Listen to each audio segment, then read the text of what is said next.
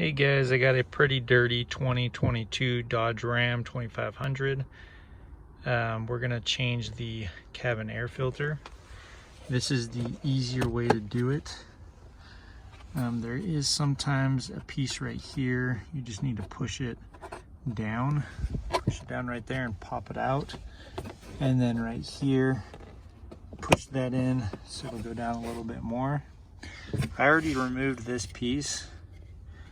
And you just push this tab in on that side, push that tab in on that side, pop it out. And that is the cabin air filter. I'm doing this the easier way. If you have small hands, it's easy to do this way. Remove this cabin air filter. It's actually not that dirty.